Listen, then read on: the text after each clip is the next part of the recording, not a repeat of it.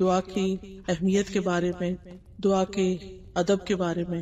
حقیقت یہ ہے کہ دعا ہم سب کی ضرورت ہے۔ ہم سب انسان کمزور ہیں اور زندگی کے مختلف مرحلوں پر ہم بعض اوقات مضبوط ہوتے ہوئے، سب کچھ ہوتے ہوئے بھی کمزور پڑ جاتے ہیں۔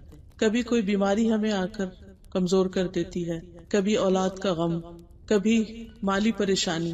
یہ ساری چیزیں ایسی ہیں کہ جو ہمیں کمزور کر دیتی اور ہمیں کسی سہارے کی ضرورت ہوتی۔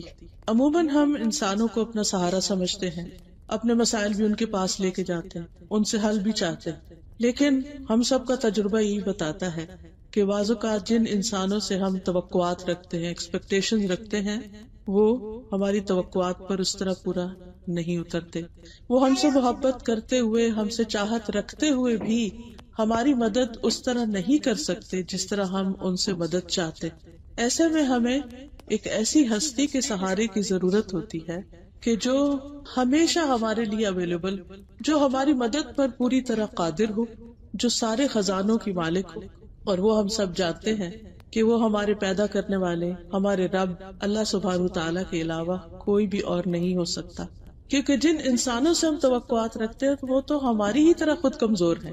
جن مادی سہاروں کو، چاہے وہ مال ہو یا اولاد ہو یا کوئی بھی چیز جسے ہم دنیاوی اعتبار سے طاقتور سمجھتے ہیں یا اپنا سہارا سمجھتے ہیں، وہ سب بھی عارضی ہیں، اور اسی وقت ہمارے لیے مددگار ہوتے ہیں جب اللہ تعالیٰ ان کا وسیلہ بنا دے یا اللہ چاہے تو، اور اگر وہ نہ چاہے تو بہت سی چیزیں ہوتے ہوئے بھی کام نہیں بنتا۔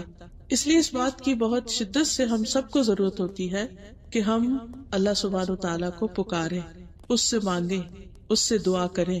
لیکن بعض اوقات ہم دعا کرنا نہیں جانتے ہوتے، یا ہم شرما جاتے، یا ہم اپنے آپ کو یہ سمجھتے کہ ہم تو بہت گناہگار ہیں، اس لیے ہماری دعا تو قبول ہی نہیں ہوگی۔ شیطان ہمیں ہمارے رب سے مایوس کر دیتا ہے اور ہمیں دعا کرنے ہی نہیں دیتا۔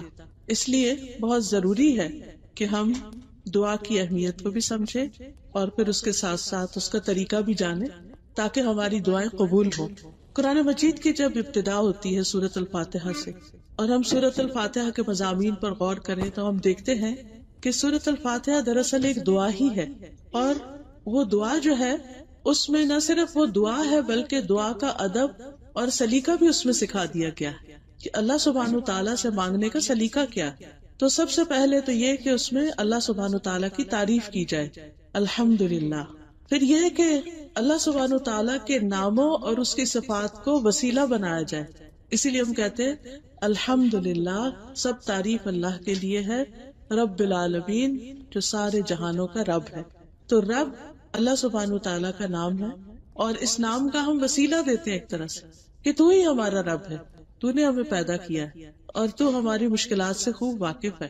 اور پھر الرحمن الرحیم، بہت مہربان، نہایت رحم فرمانے والا، کہ ہم جس رب سے اس کے نام کا واسطہ دے کر دعا کر رہے ہیں وہ تو ہر مخلوق سے زیادہ مہربان ہے۔ ایک حدیث میں آتا ہے کہ اللہ سبحانہ تعالیٰ نے جب رحمت کو پیدا کیا تو اس کے 100 حصے کیے، ایک حصہ دنیا میں، دنیا کے لیے، اور 99 حصے آخرت کے لیے رکھے۔ تو یہ دنیا میں جتنی بھی رحمت اور محبت چاہے انسانوں کی طرف سے یا اس کی مخلوق کی طرف سے ہمیں نظر آتی ہے، ملتی ہے، یہ دراصل اللہ سبحانہ تعالیٰ ہی کی ڈالی ہوئی ہے۔ ہماری ماں یا ہمارے بچے یا ہمارے رشتہ دار، ہمارے دوست ہم سے محبت کرتے ہیں تو ان کے دلوں میں یہ محبت اللہ ہی ڈالتا ہے۔ ورنہ آپ نے دیکھا ہوگا کہ انہی رشتوں کے اندر بعض اوقات ایسے لوگ ہوتے ہیں کہ جن کے دل میں ہمارے لیے کوئی قدر نہیں ہوتی، اور وہ اپنے دلوں پہ خود بھی قادر نہیں ہوتے، قابو نہیں رکھتے۔ یہ اللہ تعالیٰ ہی ڈالتا ہے، اور یہ اللہ تعالیٰ ہمیں دراصل دکھاتا ہے کہ اگر کسی انسان کی طرف سے تمہیں کوئی فائدہ پہنچ رہا ہے تو وہ بھی دراصل اللہ تعالیٰ ہی کا دیا ہوا ہے، اور کوئی انسان اگر تمہاری طرف توجہ نہیں کر رہا تو وہ بھی اللہ ہی کے اذن سے۔ تو الرحمن الرحیم اللہ تعالیٰ کے نام بھی ہیں اور اس کی صفات بھی ہیں۔ عام طور پر جو بندوں کے نام ہوتے ہیں وہ ان کی صفات نہیں ہوتے۔ کسی کا جو نام ہوتا ہے اس کو بعض اوقات اس کا مطلب بھی نہیں پتا ہوتا، تو وہ نام اس لیے نہیں رکھتے کہ وہ بندہ ایسا ہے، بلکہ جب بچہ پیدا ہوتا ہے تو اس وقت تو نہیں پتا ہوتا کہ کوئی بچہ آئندہ جا کے کیا کرے گا، اور جو نام ہم اس کا رکھ رہے ہیں اچھی نیت اور اچھی توقع کے ساتھ رکھتے ہیں، لیکن ہمیں یہ نہیں یقین ہوتا کہ بڑا ہو کر وہ یہ کام بھی کرے گا۔ مثلا ہم خالدہ نام رکھ لیتے ہیں یا خالد رکھ لیتے ہیں۔ خالد کا لفظی معنی عربی میں ہے ہمیشہ رہنے والا، تب آپ دیکھیے کہ کوئی بھی انسان ہمیشہ تو رہتا ہی نہیں، تو پھر وہ اس کی صفت نہیں ہے. کسی کا نام ساجد رکھ دیتے ہیں، سجدہ کرنے والا، اور ضروری نہیں کہ وہ بڑا ہو کر نماز ہی پڑھے. کسی کا نام حفیظ رکھ دیتے، حفاظت کرنے والا یا نگرانی کرنے والا. تو اصل نگرانی تو اللہ سبحانہ وتعالیٰ کی. تو یہ جو بندوں کے نام ہوتے ہیں وہ صرف ان کی آئیڈینٹیفیکیشن کے لیے ہوتے ہیں، وہ ان کی صفات نہیں ہوتے. لیکن اللہ سبحانہ وتعالیٰ کے نام جو ہیں وہ اللہ تعالیٰ کی صفات بھی ہیں، اس کے ایٹریبیوٹس بھی ہیں. تو اس کی ان دو ناموں یا اس کی ان دو صفات کے ذریعے ہم اللہ کو واسطہ دیتے ہیں کہ اللہ تعالیٰ آپ بہت ہی مہربان ہیں، بہت پیارے ہیں، بہت رحمت فرمانے والے ہیں، آپ میری یہ دعا سن لیں. پھر تیسرا اس کا نام ہے مالک یوم الدین، مالک، کہ اللہ تعالیٰ ہی مالک ہے. اس دنیا کا مالک بھی وہی ہے اور آخرت کا مالک بھی وہی. جہاں تک دنیا کا مالک ہونے کا تعلق ہے تو وہ رب کا لفظ جو ہے اس کے اندر آ جاتا ہے، رب العالمین. اس کا معنی ہوتا ہے خالق، مالک، مدبر. تو دنیا کے علاوہ ہماری آخرت یعنی مرنے کے بعد کی جو زندگی ہے اس کا مالک بھی اللہ ہی ہے، مالک یوم الدین. تو ہم اس نام کا واسطہ دے کر اللہ سے دعا کرتے ہیں. اب آپ دیکھیے کہ اس میں پیدا بھی اللہ نے کیا، رب بھی وہی ہے، مہربانیاں بھی ساری اسی کی ہے، جانا بھی اسی کے پاس ہے. تو ہم کہتے ہیں ایاک نعبد و ایاک نستعین، صرف تیری ہم عبادت کرتے ہیں، و ایاک نستعین، صرف تجھ سے ہم مدد چاہتے ہیں. تو گویا اپنی عبودیت یا اپنی عبادت کا واسطہ دیتے ہیں کہ اللہ ہم تیری عبادت کرتے، تیرے بندے ہیں، اس لیے تیرے سے ہی مدد چاہتے ہیں، تو ہماری مدد کر. جب ہم بندے تیرے ہیں، عبادت تیری کرتے ہیں، تو مدد بھی تجھی سے مانگیں گے، تو ہماری مدد فرما. اور اللہ سبحانہ وتعالی مدد فرماتا ہے. تو پھر اہدنا الصراط المستقیم، ہمیں سیدھے راستے کی ہدایت عطا کر. یہ سیدھا راستہ جو ہے یہ صرف دین کا راستہ ہی نہیں، دنیا کے بھی جتنے معاملات ہیں ان میں ہمیں صحیح گائیڈنس چاہیے ہوتی ہے. ہم زندگی کے ہر موڑ پر ڈیسیژن لے رہے ہوتے ہیں، بلکہ ہر دن لے رہے ہوتے ہیں، ہر گھڑی لے رہے ہوتے ہیں ڈیسیژن. ہو سکتا ہے یہاں بیٹھے بیٹھے اس وقت ایک طرف آپ بات سن رہے ہوں اور دوسری طرف آپ اپنے دل میں کوئی ڈیسیژن بنا رہے ہیں. وہ ڈیسیژن یہ بھی ہو سکتا ہے کہ اچھا یہاں سے اٹھنے کے بعد مجھے اپنے بچوں کو پک کرنا ہے. وہ یہ بھی ہو سکتا ہے اچھا آج شام مجھے فلاں جگہ جانا ہے، کل میں یہ کروں گی. یہ ڈیسیژن ہی تو ہوتے ہیں، یہ خیالات ہمارے کیا ہوتے ہیں. ہم ڈیسائیڈ کر رہے ہوتے ہیں کہ اچھا آگے کیا کرنا ہے، اور زیادہ تر ہمارا مائنڈ اسی چیز میں الجھا رہتا ہے. اچھا اور کیا کرنا، اور کیا کرنا، اور کیا کرنا. کچھ چیزیں تو روٹین کی ہوتی ہیں، لیکن کچھ چیزیں ایسی ہوتی ہیں کہ جو ہماری مرضی کے خلاف بھی ہوتی ہیں. کچھ چیزیں ایسی ہوتی ہیں کہ جو ہماری مرضی کے عین مطابق ہوتی ہیں، ہماری پسند کی ہوتی ہیں. کچھ ہماری ناپسند کی ہوتی ہیں لیکن ہمیں کرنی چاہیے ہوتی ہیں. مثلا کوئی ایسا رشتہ دار بیمار ہو گیا جس سے آپ کی کوئی بول چال نہیں، اب وہ بیمار ہے، ہاسپٹلائزڈ ہے. اب آپ کا ضمیر آپ کو کہتا ہے جاؤ اس کی عادت کرو، اس کو دیکھ لو، کیا پتا زندگی کا چلا ہی نہ جائے دنیا سے. لیکن آپ کی انا کہتی نو نو نو، اس نے مجھے اس طرح اور اس طرح ہرٹ کیا، میں تو نہیں جاؤں گی. پھر آپ کو خیال آتا ہے نہیں وہ میں نے فلاں درس میں سنا تھا کہ رشتوں کو جوڑنا چاہیے، خیال رکھنا چاہیے، چلو میں چلی جاتی ہوں. پھر تھوڑی دیر کے بعد آپ کو آتا ہے کہ جب میرے دل میں ہی نہیں تو میں کیا منافقت کروں، کیوں جاؤں. یعنی انسان اپ اینڈ ڈاؤن سوچتا رہتا ہے. پھر آخر کار آپ ایک ڈیسیژن بنا لیتے، یا چلے جاتے یا نہیں چلے جاتے. یہ دونوں ہی آپ کے ڈیسیژن ہیں. اب اس میں رائٹ ڈیسیژن کیا تھا، اللہ کا پسندیدہ ڈیسیژن کیا تھا، وہ ہونا چاہیے تھا دراصل آپ کے ڈیسیژن. اس کے لیے ہم بعض اوقات ہمیں پتہ بھی ہوتا ہے یہ زیادہ صحیح بات ہے، لیکن ہم اپنی ویکنس کی وجہ سے نہیں کر پاتے، تو ہمیں اس پر اللہ سے مدد چاہیے ہوتی ہے. اہدنا الصراط المستقیم، اللہ ہمیں سیدھا راستہ دکھا، ہمیں رائٹ چوائسز اور رائٹ ڈیسیژن لینے کی توفیق عطا فرما. اور دین کے معاملے میں تو ہے ہی کہ ہم اپنی زندگی اس طرح گزاریں کہ اس زندگی کے آخر میں ہم جب اللہ سے ملاقات کریں، تو ہم سب کو کرنا ہی ہے نا. اسی لیے جب کوئی فوت ہوتا ہے تو ہم کیا کہتے ہیں، انا للہ و انا الیہ راجعون، بے شک ہم اللہ کے لیے ہیں اور ہم اسی کی طرح واپس جانے والے. تو گویا ہم میں سے ہر شخص کو اس بات کا تو اچھی طرح اندازہ ہے کہ اسے ایک دن اللہ سبحانہ تعالیٰ کے سامنے جا کے کھڑے ہونا ہے. اس سے ہم بھاگ نہیں سکتے، کہیں نکل ہی نہیں سکتے. تو پھر ہمیں اس بات کی فکر بھی ضرور آتی ہے کہ کیا منہ لے کے جائیں گے. جب دنیا میں ہم کسی کے ساتھ بگاڑ کے رکھتے ہیں نا تو پھر اس کا سامنا نہیں کر سکتے.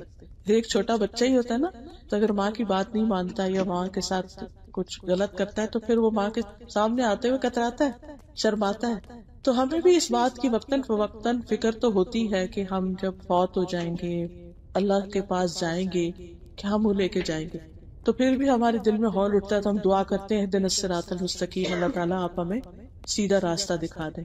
کون سا سیدھا راستہ؟ صراط الذین انعمت علیہم، ان لوگوں کا راستہ جن پر تو نے انعام کیا ہے، غیر المغضوب علیہم، ان کا راستہ نہیں چاہیے جن پر تیرا غضب نازل، جن سے تو ناراض ہوا۔ ہم سے تو انسانوں کا غضب برداشت نہیں ہوتا، اللہ کا کیسے ہوگا؟ سوچئے اگر آپ کا شوہر آپ سے ناراض ہو جائے، چاہے آپ رائٹ ہی کیوں نہ ہو، چاہے وہ رانگ ہی کیوں نہ ہو، پھر بھی اس کے بعد کیا آپ کی فیلنگ ہوتی ہے؟ آپ کے پیرنٹس ناراض ہو جائیں، آپ کے بہن بھائی ناراض ہو جائیں، آپ کی اچھی دوست کوئی ناراض ہو جائے، تو وہ ناراضگی ہمارے دل پہ بڑی بوجھل ہوتی ہے۔ بندوں کی ناراضگی، بندوں کا غصہ وہ ہمیں تکلیف دیتا ہے، تو کیا اللہ سبحانہ وتعالیٰ کا غصہ ہمیں تکلیف نہیں دے گا؟ تو ہم یہ دعا کرتے ہیں کہ اللہ تعالیٰ ہمیں اپنے ناراضگی سے محفوظ رکھنا، ہم وہ کام نہ کریں جن کو دیکھ کر تو ہم پر ناراض ہو۔ تھوڑی دیر کے لیے امیجن کیجئے کہ آپ اپنے بچے کو دیکھ رہے ہیں کہ سردی کا موسم ہے اور وہ بغیر کپڑوں کو باہر نکلنے لگے، تو ایک دم آپ پیچھے سے کیا کریں گے؟ کیسے اس کو آواز دیں گے؟ ایک دم شاؤٹ کریں گے، کدھر جا رہے ہو تم، واپس آؤ، کپڑے پہنو، کچھ نہ کچھ اس کے ساتھ کریں گے۔ آپ تو اس سے اتنی محبت کرتے ہیں، آپ کیوں اس پہ شاؤٹ کر رہے ہیں؟ آپ کیوں ناراض ہو رہے ہیں؟ وائی؟ کیونکہ وہ غلط کام کر رہا ہے جو اس کے لیے نقصان دہ۔ کیا اس کا غلط کام کرنا آپ کو کوئی تکلیف دے گا؟ اگر بچہ سردی میں باہر نکل جاتا بغیر کچھ پہنے، آپ کا کیا جاتا ہے؟ بخار تو اس کو ہوگا، سردی تو اس کو لگے گی، تکلیف تو اس کو ہوگی، ہونے دیں۔ نہیں، آپ اس سے محبت کرتے ہیں، آپ کو نہیں اچھا لگتا کہ وہ تکلیف میں ہو۔ ایسے اللہ تعالیٰ کی ہم مخلوق ہیں، اللہ ہم سے محبت کرتا ہے، اس کو پسند نہیں ہے کہ ہم مصیبت میں پڑے، لہٰذا وہ ہم سے ناراض ہوتا ہے اور اپنی ناراضگی کا اظہار بھی کرتا ہے۔ کچھ تو اس نے اپنے کتاب میں بتا دیا کہ کن کن باتوں سے وہ ناراض ہوتا ہے، کن کن چیزوں سے محبت کرتا ہے، اور بار بار پھر چانس بھی دیتا ہے کہ ٹھیک ہو جاؤ، ٹھیک ہو جاؤ۔ نہیں ہوتے ہم، الٹیمیٹلی پھر وہ سزا بھی دیتا ہے جو اس کا حق ہے۔ پھر تو غیر المغضوب، اللہ تعالیٰ ہم ایسے کام نہ کریں، اس راستے پہ نہ چلیں کہ جو اللہ کو ناراض کرے اور الٹیمیٹلی ہمارے لیے نقصان کا باعث ہو، ولا الضالین، اور نہ بھٹکنے والوں کا راستہ، ہمیں وہ بھی نہیں چاہیے کہ جو اپنے اصل منزل ہی کو کھو دیں اور اپنا راستہ۔ کیونکہ آپ دیکھیے گھر سے نکلنے کے بعد جب آپ ڈرائیو کر رہے ہوتے ہیں تو سب سے زیادہ فکر کس بات کی ہوتی ہے؟ کہ خاص طور پہ جب نئی جگہ جا رہے ہوں کہ آپ صحیح وقت پر صحیح جگہ پہنچ جائیں، اور بار بار میک شور کرتے ہیں کہ میں نے نمبر صحیح ڈالا، گھر کا لوکیشن صحیح ڈالی، اور پھر لوکیشن ڈالنے کے باوجود بھی آپ آنکھیں بند نہیں کر لیتے، آپ دیکھتے رہتے ہیں یہ کدھر لے جا رہا ہے مجھے، جی پی ایس کدھر لے کے جا رہا ہے آپ کو، یہ گوگل میپ کدھر لے کے جا رہے ہیں ادھر، پھر بھی آپ الرٹ رہتے ہیں۔ کیوں؟ جانے دیں اس کو اور چلتے جائیں۔ آپ بھی نہیں، آپ کو صحیح جگہ پہنچنا ہے، کیونکہ غلط جگہ پہنچ کر تو آپ مصیبت میں پڑیں گے، آپ کا کام ہی نہیں ہوگا۔ اسی طرح اگر ہم غلط راستے پہ چل پڑے، گم کر دیا ہم نے اپنا راستہ، تو ہم اس اصل منزل پہ نہیں پہنچ سکتے، وہ گھر نہیں ملے گا ہمیں۔ کون سا گھر؟ وہ جنت والا گھر۔ وہ گھر جو ہے اس تک پہنچنے کے لیے صحیح ڈائریکشن پہ جانا بہت ضروری، تو وہ ہم اللہ تعالیٰ سے بار بار دعا کرتے رہتے ہیں کہ اللہ تعالیٰ ہمیں بھٹکنے سے بچانا، گم ہونے سے بچانا۔ ہم لاسٹ نہیں ہونا چاہتے، ہم اسی میں ہی پہنچنا چاہتے، کہیں اور نہیں جانا چاہتے۔ دنیا میں تو یہ ہوتا ہے نا، نہیں ملا گھر، نہیں ملی جگہ، تو کیا ہوتا ہے؟ اب واپس آ جاتے ہیں، تھوڑی دیر موڈ آف ہوتا ہے، اس میں ٹھیک ہو جاتے ہیں۔ لیکن وہاں تو نہ واپسی کا راستہ ہے اور نہ ہی پھر کوئی اور اچھی جگہ، وہاں دوسرا راستہ تو انتہائی جہنم کی کھائی ہے، تو بہت ہی تکلیف دہ ہے۔ تو اس لیے ہم سورۃ الفاتحہ میں دعا کر رہے ہوتے ہیں، جس میں دعا کا ادب بھی بتا دیا گیا، یہ بھی بتا دیا کہ کیا مانگو، اور ساتھ ہی یہ کہ کس طرح مانگو، اس میں کیا چیزیں نہ ہو۔ تو دعا مانگنے میں جو سب سے اہم سلیقہ اور طریقہ ہے، یا سب سے اہم ادب ہے، وہ ہے اللہ سبحانہ تعالیٰ کی حمد و ثنا کرنا، اللہ کی تعریف کرنا۔ جب بھی آپ دعا کریں تو حمد و ثنا ضرور کریں۔ اس میں ڈفرنٹ ورژنز ہیں، لمبی سے لمبی تعریف بھی ہو سکتی ہے اور ایک لفظ کے ساتھ بھی تعریف ہو سکتی۔ جب آپ کہتے ہیں یا رب، تو رب کیا ہے؟ اللہ تعالیٰ کی صفت، تو ایک طرح سے آپ نے تعریف ہی کر دی اپنے رب کی، اس کا نام لے لیے یا رحمان، کیونکہ اللہ تعالیٰ خود فرماتے ہیں وَلِلَّهِ الْأَسْمَاءُ الْحُسْنَى فَادْعُوهُ بِهَا، اللہ کے لیے ہے اچھے اچھے نام، ان ناموں کے ساتھ اس کو پکارو۔ تو ہم نے پھر اللہ کی تعریف کی، اور اگر آپ کے پاس زیادہ وقت ہے تو آپ اللہ تعالیٰ کی زیادہ تعریف کر لیں۔ اور تعریف کیوں کریں؟ اس لیے کہ ہر چیز اسی کی ہے، للہ ما فی السماوات والارض، اللہ ہی کے لیے ہر وہ چیز جو آسمان و زمین میں ہے۔ ان اللہ هو الغنی الحمید، بے شک اللہ وہی غنی ہے، بے نیاز ہے، تعریف والا ہے، حمد و ثنا کے لائق وہی ہے۔ ہم دیکھیں دنیا میں اگر کسی کے پاس کوئی چھوٹی سی بھی اچھی چیز ہوتی ہے نا، تو ہم اس کی تعریف کرتے ہیں یا اس چیز کی تعریف کرتے ہیں، اس کے مالک کی تعریف کرتے ہیں. بس کسی کے بچے اچھے ہوں پیارے ہوں، کسی کے بس اچھے کپڑے اس نے پہنے ہوئے، جیولری، تو ہم تعریف کے بغیر رہتے نہیں. یعنی یہ نہیں ہوتا کہ وہ ہمیں کہتا ہے ہمیں تعریف کرو، بلکہ ہم دیکھتے ہی ہمارا دل کرتا ہے کہ ہم تعریف کریں، کیونکہ ہمیں خوشی ہوتی ہے اپریشیٹ کر کے، اچھا لگتا ہے، خود کو اچھا لگتا ہے. کیونکہ جو قابل تعریف چیز ہوتی ہے اس کی تعریف کرنا ہی ہماری صحت کے لیے اچھا ہے.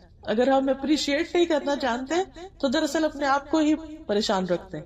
اور آپ نے دیکھا کہ زندگی میں کچھ ایسے لوگ بھی ہوتے ہیں بہت منفی نیگیٹو تھنکنگ ہوتی ہے ان کی، ہر چیز میں نقص ڈھونڈ لیتے ہیں. کریٹیکل ہونا بہت اچھی بات ہے، لیکن اوور کریٹیکل ہونا کہ جس میں آپ کو خوبی تو کوئی نظر ہی نہ آئے، ہر چیز میں نقص ہی نقص نظر آئے، یہ بلائے جان ہوتا ہے انسان کے لیے، اپنے لیے بھی دوسروں کے لیے. ایسے لوگ اپنے آپ کو بھی تکلیف میں ڈالے رکھتے ہیں اور دوسروں کو بھی تکلیف میں ڈالتے ہیں. تو جس شخص کے اندر یہ عادت ہوتی ہے نا کہ وہ ہر چیز میں سے کوئی نہ کوئی بہتری کا، بھلائی کا، خیر کا، اچھائی کا پہلو نکال لیتا ہے اور پھر اس کا ذکر کرتا ہے، اس کو مینشن کرتا ہے، ایسا شخص دنیا میں خوش رہ سکتا ہے، یہاں بھی خوش رہ لیتا ہے. کیونکہ اس کی نظر یعنی وہ ایک اچیور ہوتا ہے، اس کو ایک سینس آف اچیومنٹ ہوتی ہے کہ میرے پاس ہے. اور دوسرا اس کو سینس آف لاس ہوتا ہے، وہ لوزر ہوتا ہے کہ میرے پاس کچھ نہیں. تو انسان جب اپنے پاس ملنے والی نعمتیں یا دنیا میں پھیلی ہوئی اللہ کی نعمتیں اور اچھی اچھی چیزیں دیکھتا ہے تو وہ پھر تعریف کرتا ہے اللہ کی. اور سب سے زیادہ اللہ تعالیٰ ہی اس بات کا حقدار ہے کہ اس کی تعریف کی جائے، اور اس کو پسند بھی بہت ہے. یعنی ہمارے رب کو تعریف پسند ہے، تو جو چیز ہمارے رب کو پسند ہے وہ کرنا ہمارے ہی فائدے میں ہے. مثلاً جب آپ لوگوں سے بھی ڈیل کر رہے ہوتے ہیں اور آپ کو پتا ہو ان کی پسند کیا، چوائس کیا ہے، اس کے مطابق آپ کام کرتے ہیں تو آپ کو بھی خوشی ہوتی ہے، دوسرے کو بھی ہوتی ہے. اب آپ دیکھیے کہ مثلاً حمد کا ایک ورژن یوں بھی ہے: اللہم ربنا لک الحمد ملء السماوات وملء الارض وما بینہما وملء ما شئت من شیء بعد اہل الثناء والمجد لا مانع لما اعطیت ولا معطی لما منعت ولا ينفع ذا الجد منک الجد. اے اللہ، اے ہمارے رب، تیرے ہی لیے تمام تعریف ہے، آسمان بھر اور زمین بھر. اتنی تعریف کہ آسمان بھر جائے اور اتنی کہ زمین پوری بھر جائے، اور ان دونوں کے درمیان کی وسعت بھر، اور اس کے بعد جو تو چاہے اس کی وسعت بھر لے. اے تعریف اور بزرگی والے، جو تو عطا کرے اسے کوئی چھین نہیں سکتا، جس سے تو محروم کر دے وہ کوئی دے نہیں سکتا، اور نہ کسی مرتبے والے کو تیرے سامنے اس کا مرتبہ کوئی فائدہ دے سکتا ہے. دنیا میں کوئی وائٹ ہاؤس کا ہی مالک کیوں نہ ہو جائے، لیکن اس کو فائدہ نہیں دے سکتا وہ سب کچھ اللہ کے سامنے. اللہ سبحانہ تعالیٰ کے سامنے انسان کی جو عاجزی ہے اور اس کی جو عبودیت ہے اور اس کا جو اللہ کے سامنے جھکنا ہے وہ اللہ کو پسند ہے. انسان سب سے زیادہ قریب اپنے رب کے اس وقت ہوتا ہے جب وہ سجدے کی حالت میں ہوتا ہے. پھر اسی طرح اللہ سبحانہ تعالیٰ نے انسان کو جب پیدا کیا تو پہلے الفاظ جو انسان کو سکھائے یا پہلے الفاظ جو انسان کے منہ سے نکلے وہ الحمدللہ کے تھے. حضرت انس کہتے ہیں کہ جب اللہ تعالیٰ نے آدم علیہ السلام میں روح پھونکی اور روح جب ان کے سر تک پہنچی تو انہوں نے چھینک ماری اور کہا الحمدللہ رب العالمین. تو اللہ تبارک تعالیٰ نے ان سے فرمایا یرحمک اللہ، اللہ تجھ پہ رحم کرے. یعنی ان کو ایک طرح سے ادب سکھایا اس کا جواب کیا ہوگا. اور یہ کہ حقیقت ہے کہ ہم نماز کا آغاز بھی اس سے کرتے ہیں، یعنی سورۃ الفاتحہ میں.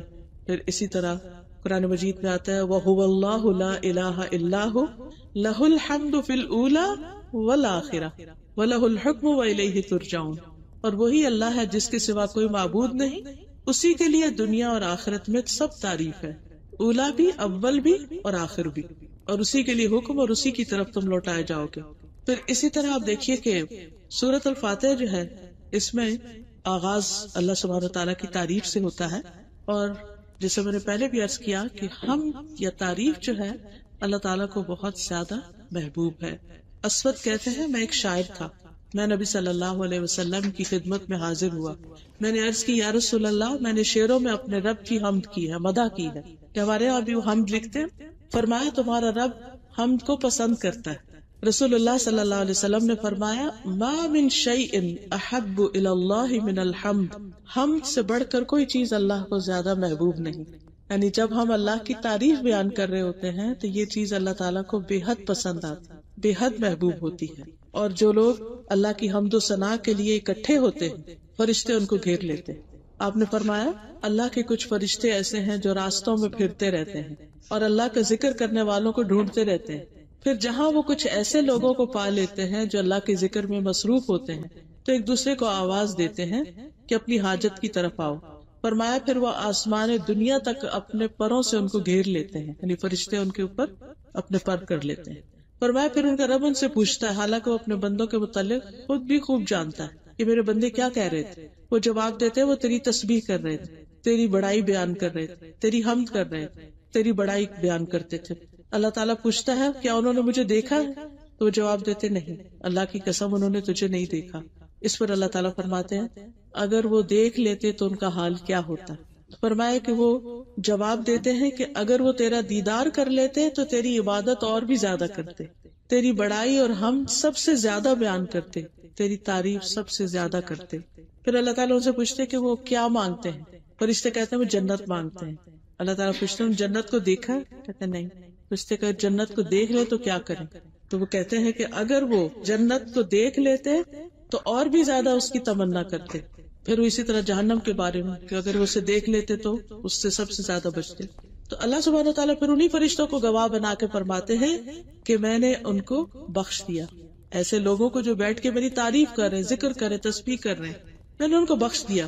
فرشتوں میں سے ایک فرشتہ کہتا ہے کہ اس میں فلاں بھی تھا جو ان میں سے نہیں تھا، وہ اس کام کے لیے نہیں آیا تھا، وہ تو ویسے ہی آ گیا تھا۔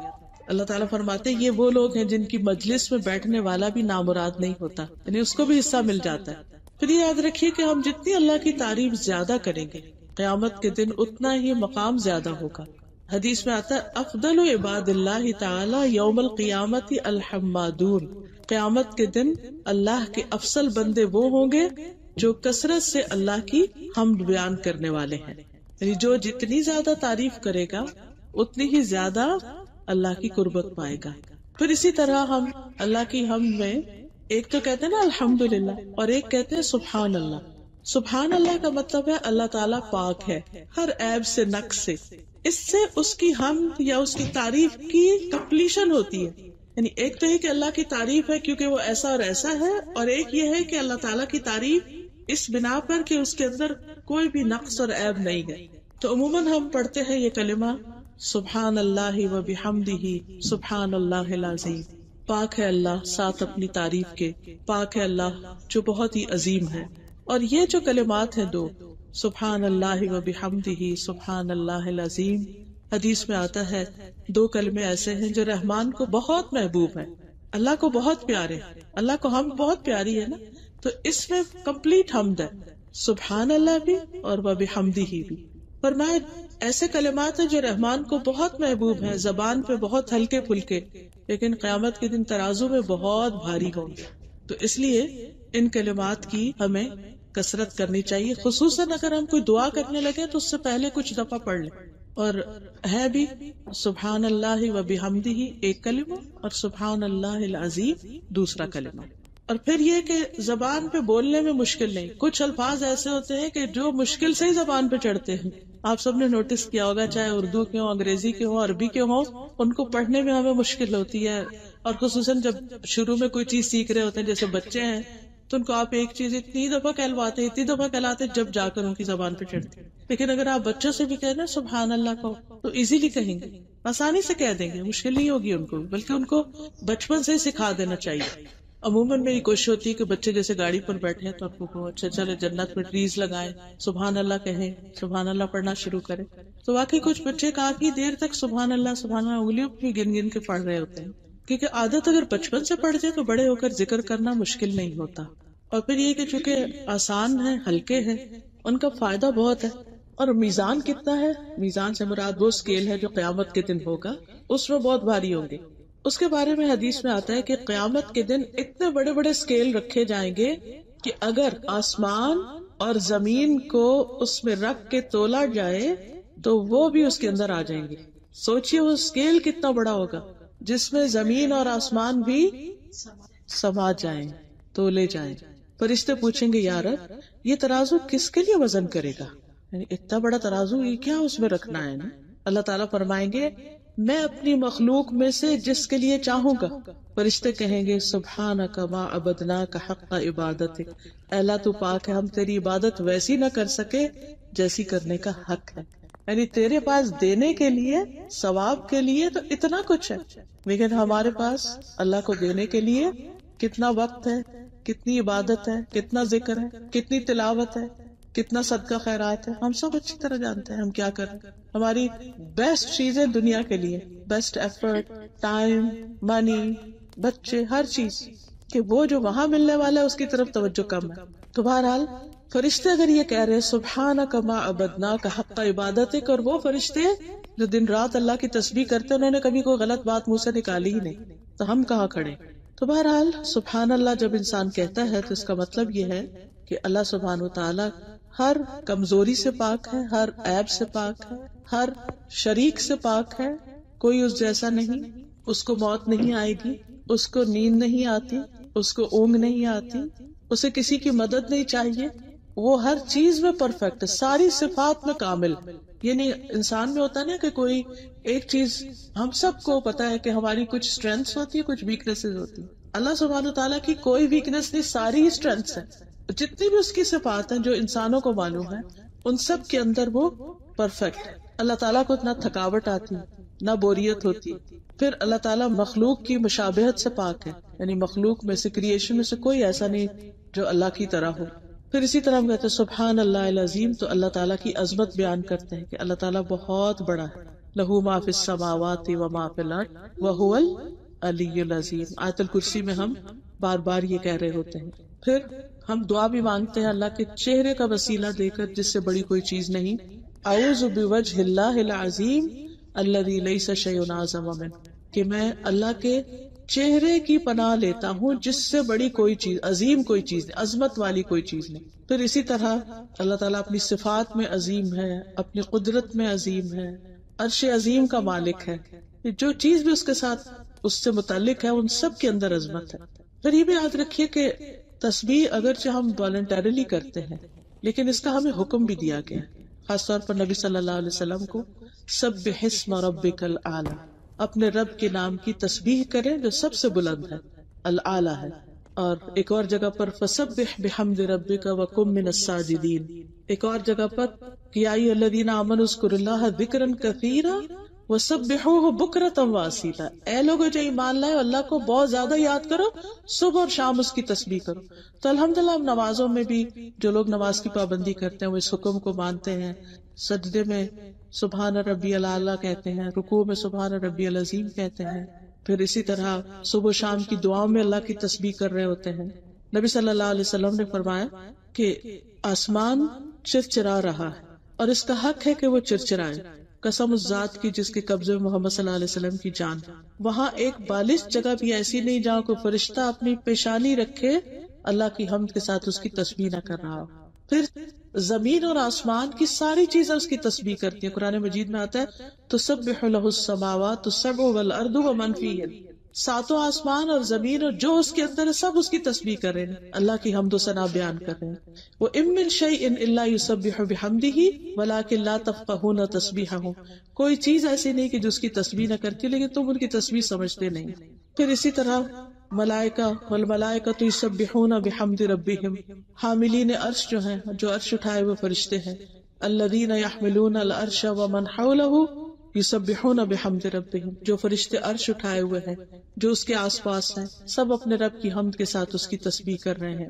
چیونٹیاں اپنے بلوں میں اللہ کی تسبیح کرتی ہیں. پھر اسی طرح تمام مخلوق کے رزق کی کنجی تسبیح ہے. نوح علیہ السلام کی وفات کا وقت جب آیا تو انہوں نے اپنے بیٹے کو نصیحت کی کہ بیٹا میں تمہیں ایک وصیت کرتا ہوں، اور وہ یہ کہ سبحان اللہ و بحمدہ کا ورد کرتے رہنا. بے شک یہ ہر چیز کی نماز ہے اور اس کے ذریعے مخلوق کو رزق ملتا ہے. تو جس کسی کو رزق کی کمی کی شکایت ہو یا رزق کی تنگی ہو اس کو بھی یہ تسبیح خوب پڑھنی چاہیے. پھر اسی طرح جب انسان سبحان اللہ کہتا ہے تو اللہ تعالیٰ فرماتے ہیں تم نے سچ کہا. جب انسان الحمدللہ کہتا ہے تو اللہ تعالیٰ فرماتے ہیں تو انہیں سچ کہا. یعنی اللہ تعالیٰ ہماری بات کی تصدیق کرتا ہے. لیکن اگر انسان اس سے محروم ہے تو بہت بڑی محرومی ہے. حدیث میں آتا ہے کہ جب سورج چڑھتا ہے ساری مخلوق تسبیح کرتی ہے سوائے شیطان میں سے اور اولاد آدم میں سے جو بدترین مخلوق ہیں وہ نہیں تسبیح کرتے، اس وقت سوئے رہتے ہیں۔ جب سورج نکلتا ہے تو اس وقت سونا بہت ناپسندیدہ ہے۔ آپ نے دیکھا ہوگا جو ہی سورج کی کرنیں نکلتے ہیں پرندے بولنا شروع ہو جاتے ہیں، تسبیح شروع کر دیتے ہیں، باقی مخلوق بھی تسبیح کرنے لگتی۔ اللہ کی مخلوق میں سے جو بدترین لوگ ہیں وہ اللہ کی تسبیح نہیں کرتے، باقی سب لگ جاتے ہیں تسبیح کرنے۔ پھر یہ بھی یاد رکھیے کہ یہ اللہ کا چنا ہوا کلام ہے، اور رسول اللہ صلی اللہ علیہ وسلم نے فرمایا تم لوگ اللہ کی عظمت کا جو ذکر کرتے ہو، یعنی تسبیح، تحلیل، تحمید، یہ عرش کے گرد گھومتے رہتے ہیں۔ ان کلمات کی بھنبھناہٹ ہوتی جیسے شہد کی مکھیوں کی بھنبھناہٹ، اور یہ کلمات جو ہیں اپنے ذکر کرنے والے کی وہاں یاد دلاتے ہیں۔ کیا تم میں سے کوئی نہیں چاہتا کہ اس کے لیے کوئی ایسا ہو یا ہمیشہ اللہ کے ہاں اس کی کوئی یاد دلاتا رہے؟ جب تم تسبیح کرتے ہو تو تمہارا ذکر ایک طرح سے وہاں پہنچا ہوا ہوتا ہے، اور اللہ تعالیٰ اس بندے کو پھر یاد کرتے ہیں۔ رسول اللہ صلی اللہ علیہ وسلم نے فرمایا میرا یہ کلمات پڑھنا مجھے ہر اس چیز سے زیادہ پیارا ہے جس پہ سورج طلوع ہوتا ہے۔ سبحان اللہ والحمد للہ ولا الہ الا اللہ واللہ اکبر۔ اور جب انسان یہ تسبیح پڑھتا ہے الحمدللہ میزان کو بھر دیتا ہے، سبحان اللہ اور الحمدللہ بھی میزان کو بھرتے ہیں، یہ جو زمین اور آسمان کے درمیان کی جگہ اس سب کو ثواب سے بھر دیتے ہیں۔ پھر اسی طرح انسان کے جہاں ایک طرف نیکیاں ملتی ہیں وہاں دوسری طرف گناہ بھی مٹائے جاتے ہیں، خطائیں مٹا دی جاتی ہیں، گناہ جھڑ جاتے ہیں۔ آپ نے فرمایا بے شک الحمدللہ و سبحان اللہ ولا الہ الا اللہ واللہ اکبر کہنے سے بندے کے گناہ اس طرح جڑتے ہیں جس طرح درخت کے پتے۔ آپ ایک ایسے درخت کے پاس سے گزر رہے تھے جو سوکھا ہوا تھا، جیسے فال میں گرتے ہیں۔ سورج غروب ہونے سے پہلے 100 دفعہ سبحان اللہ کہنا جو ہے یہ 100 اونٹوں سے بہتر ہے۔ یعنی انسان کو 100 اونٹ مل جائیں اس دولت سے بڑی دولت ہے اگر کسی کو توفیق ہو جائے کہ عصر کے بعد 100 دفعہ سبحان اللہ کی تسبیح کر لے۔ پھر اسی طرح سارے جوڑوں کا صدقہ ہے سبحان اللہ پڑھنا، الحمدللہ پڑھنا، یہ سارے جوڑوں کا صدقہ جو کہ ہر روز ہمارے جسم پر لازم ہوتا ہے۔ پھر اسی طرح انسان اپنے اس ذکر کی وجہ سے باقی سب لوگوں سے درجوں میں آگے چلا جائے گا، جس کا درجہ جتنا زیادہ ہوگا۔ پھر یہ بھی یاد رکھیے کہ دل کی گھٹن اور تنگی کا علاج ہے۔ جب انسان کا دل اداس ہو، پریشان ہو، غم ہو، فکر ہو، خوف ہو، تو اس وقت انسان کو یہ تسبیح پڑھنی چاہیے۔ رسول اللہ صلی اللہ علیہ وسلم نے فرمایا جو شخص رات سے خوف کھائے کہ وہ اسے پریشان کرے گی، یا مال خرچ کرنے سے بخل کرے کہ اتنا نہیں ہے کہ وہ صدقہ کرے، ہے بھی تو دے نہیں پاتا، یا دشمن سے مقابلہ کرنے سے ڈرے، تو چاہیے کہ وہ اس قول کی کثرت کر دے سبحان اللہ و بحمدہ، یعنی ان ساری چیزوں کو کمپنسیٹ کر دے۔ تسبیح دن کے کسی بھی وقت کی جا سکتی ہے، لیکن خصوصاً صبح اور شام، اور صبح اور شام کے اذکار کے شروع میں۔ پھر نمازوں میں اور نمازوں کے بعد 33 دفعہ سبحان اللہ، 33 دفعہ الحمدللہ، اور 34 دفعہ اللہ اکبر، یا لاسٹ ٹائم 33 کے بعد لا الہ الا اللہ وحدہ لا شریک لہ، لہ الملک و لہ الحمد وہو علی کل شیء قدیر۔ اور